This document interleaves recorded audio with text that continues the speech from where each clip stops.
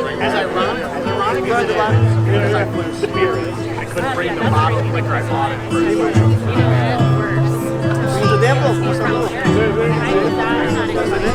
I will use the name.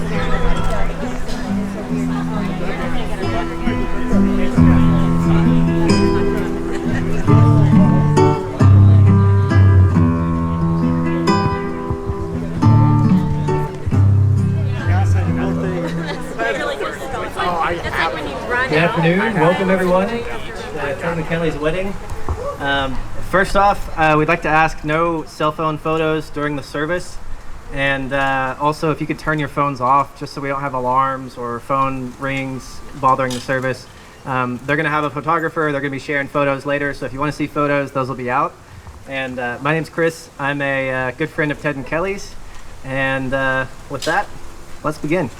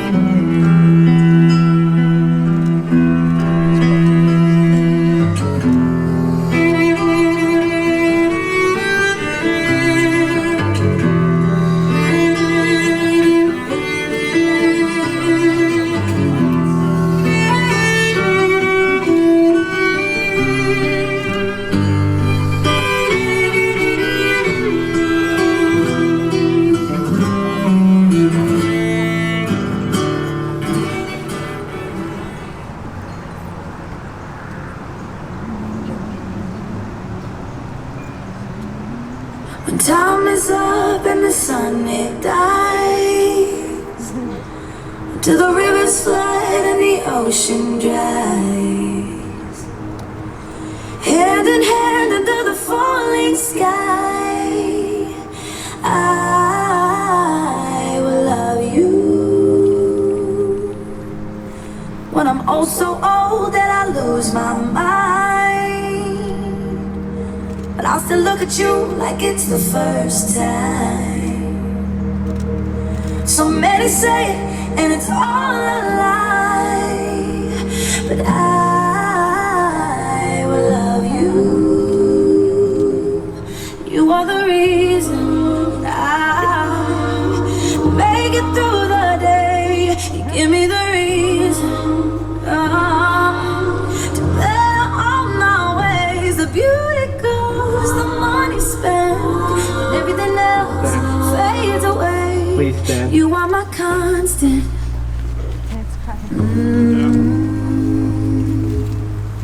When we've walked the earth every inch and mile, laughed so hard until we cried. Through every triumph and every trial, I will love you, 'cause you are the reason I make it through the day. You give me the reason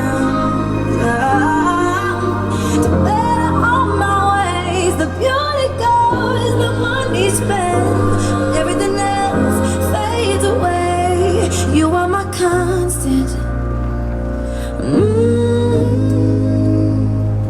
You are my constant. You may be seated. Welcome. You made it. So we're gathered here today in the presence of God, family, and friends to witness, support, and cherish the joining together of these two beautiful people, Ted and Kelly, in holy marriage. All of you here mean something really special to them.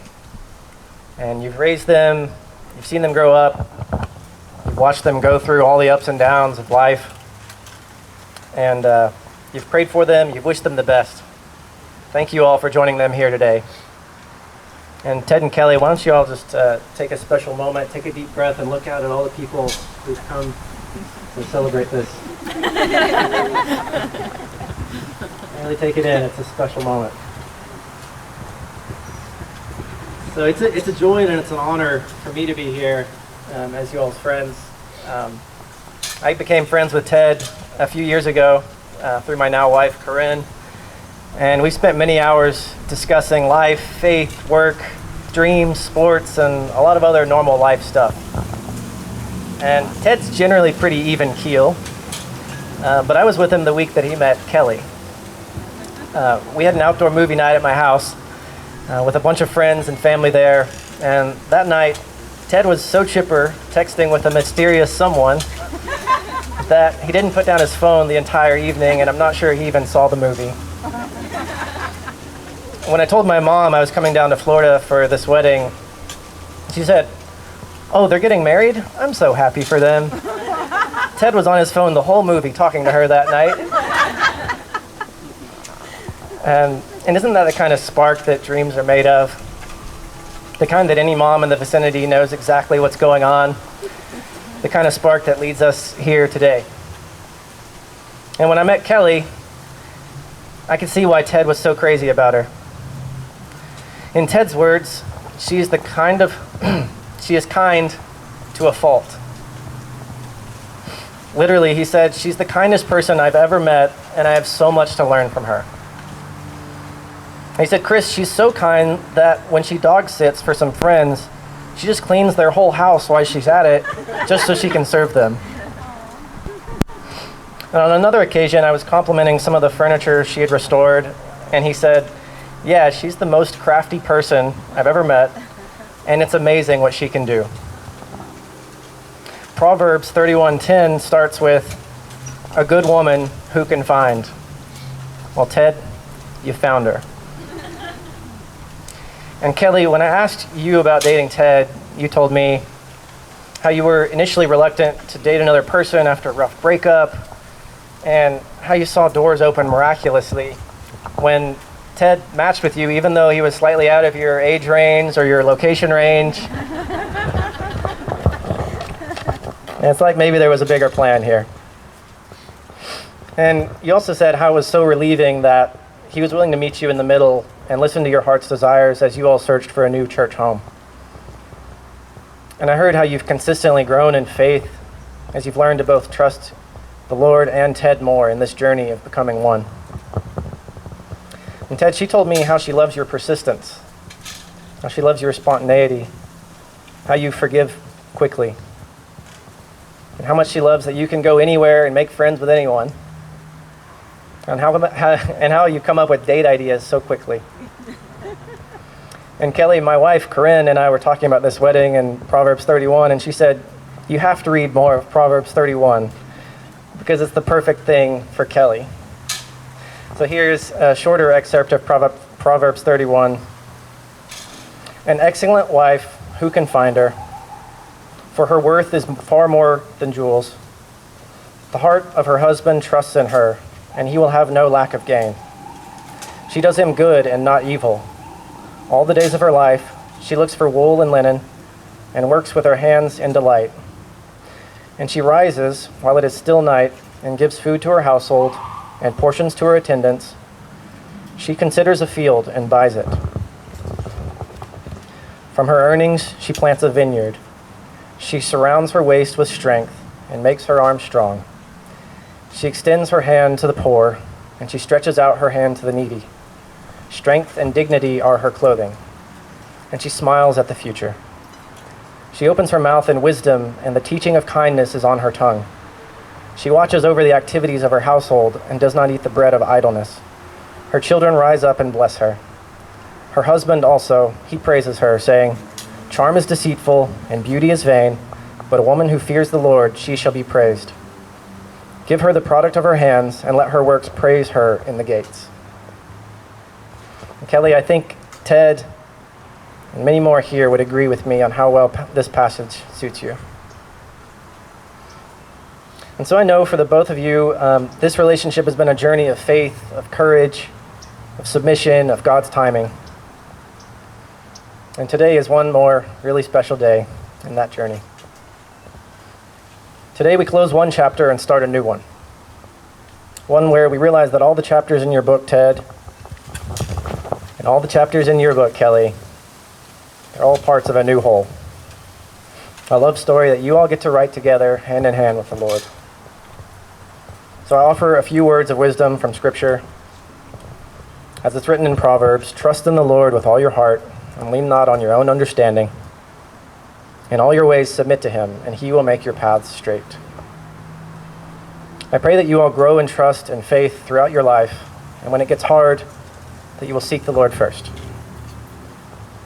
A mentor of mine said that marriage only works not when you stand face to face looking to each other to solve your problems, but when the two of you stand side by side, holding hands, looking to Jesus.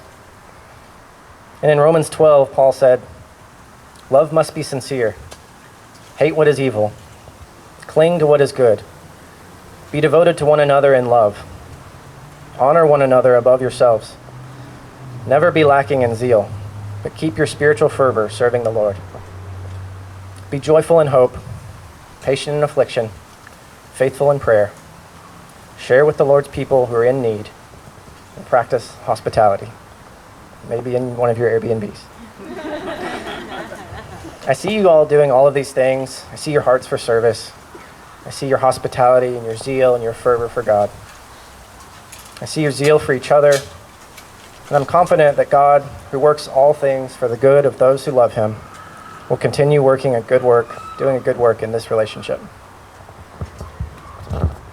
So with that wisdom and your love in mind, and in the witness of God, and I ask you to please join hands as you share your vows with each other. Starting with you, Ted.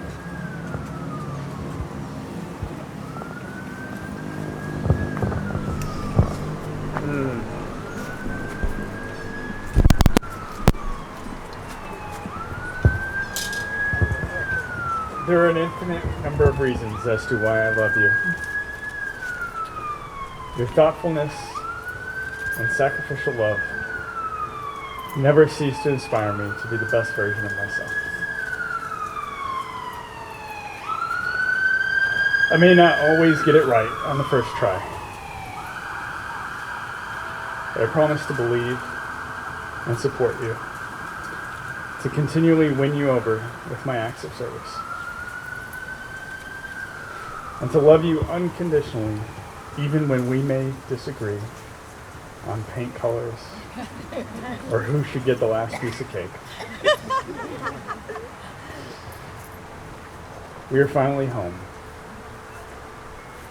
And I cannot wait to continue this crazy journey with you and my son. I am thankful to take you to be my wife and to have and to hold from this day forward. For better, for worse, for richer, for poorer, in sickness and health, to love, to cherish, till death to us part. I love you.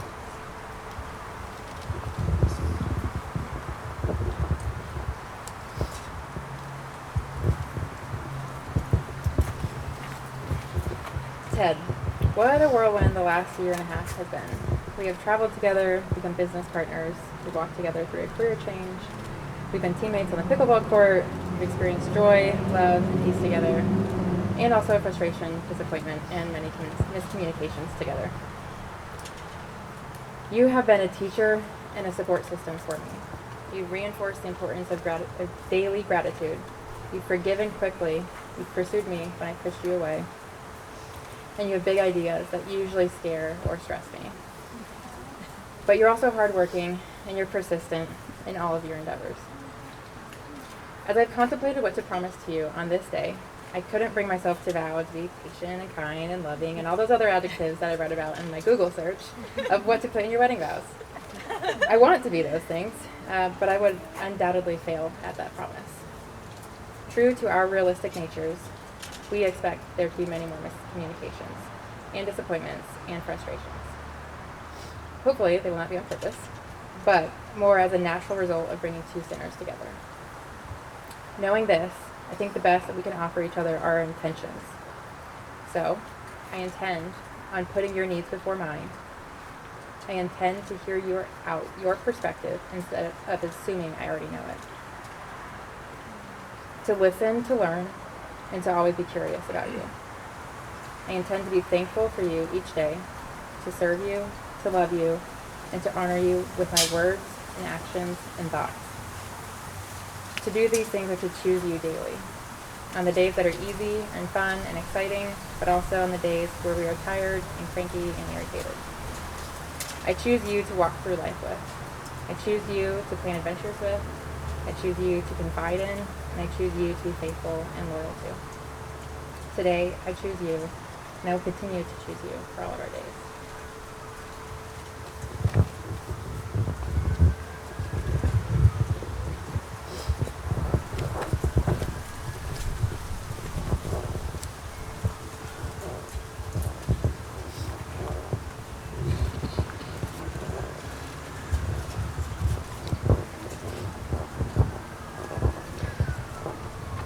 That was beautiful. You all may now exchange rings. These rings are a physical symbol of the promises that you have made to each other, but they're also a symbol of the covenantal relationship that you have with God, and through Him, the covenant you have with each other. Ted, please get out your ring, and place it on Kelly's ring finger, and repeat after me.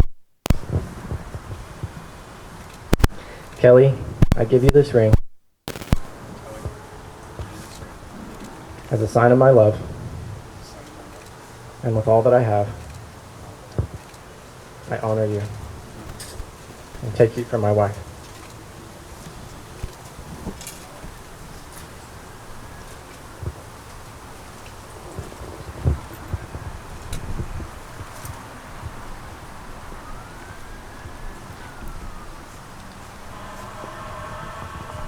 And Kelly, please place the ring on Ted's finger and repeat after me.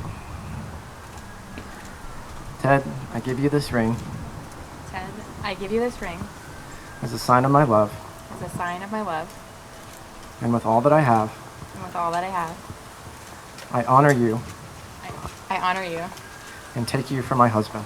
and take you for my husband.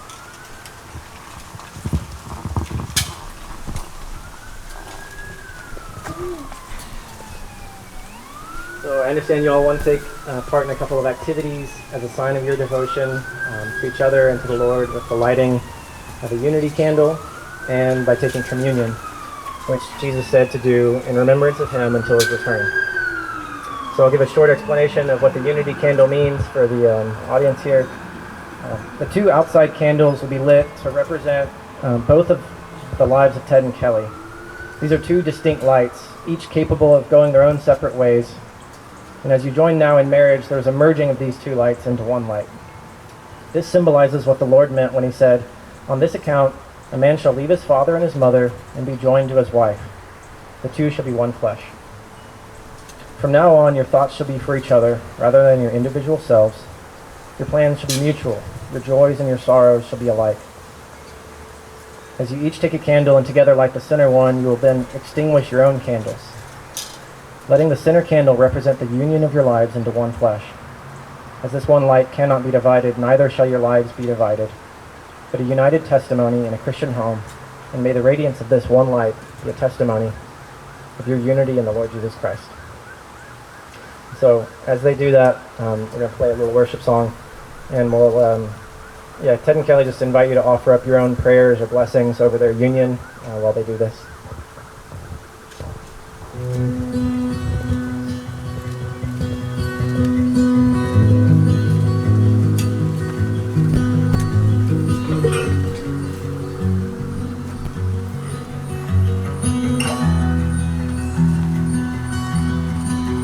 All my words fall short.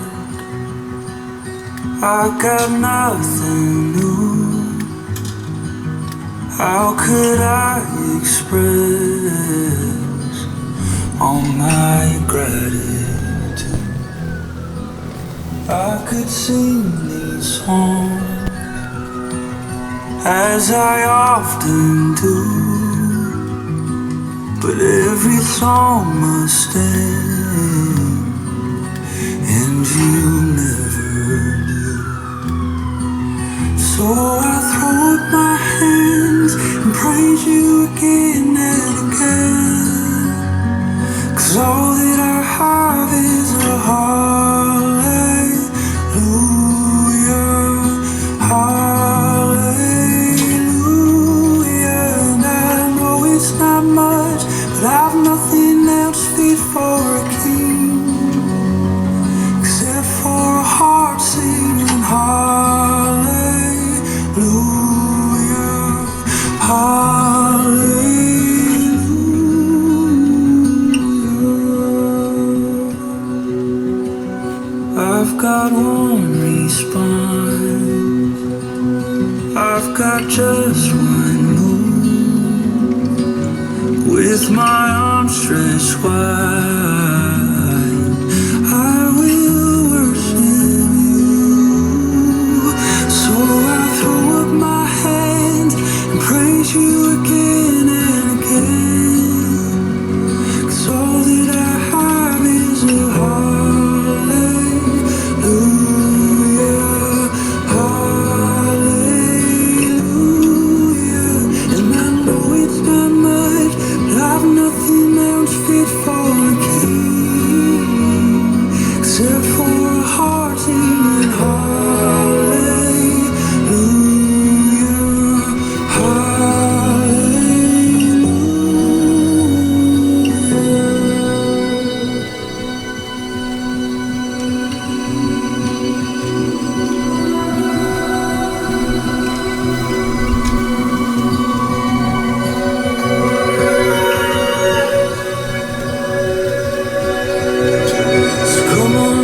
soul. Oh, don't you get shy on me, lift up your soul, 'cause you've got a lion inside of those lungs. Get up and praise the Lord. Oh, come on, my soul. Oh, don't you get shy on me, lift up your song, 'cause you've got a lion inside of those lungs. Get up and praise the Lord. Come on, my soul. Oh, don't you get shy on me, lift up your song, 'cause you've got a lion inside of those lungs. Get up and praise the Lord.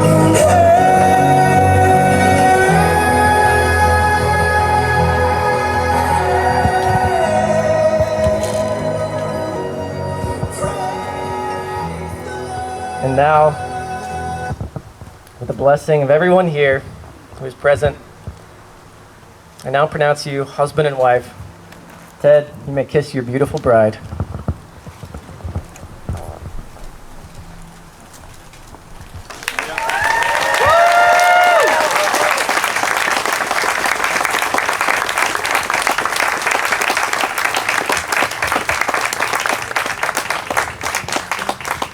And bring the flowers up. So, please stand, as it is now my distinct honor and privilege to present to you all for the first time Mr. and Mrs. Fitzgerald,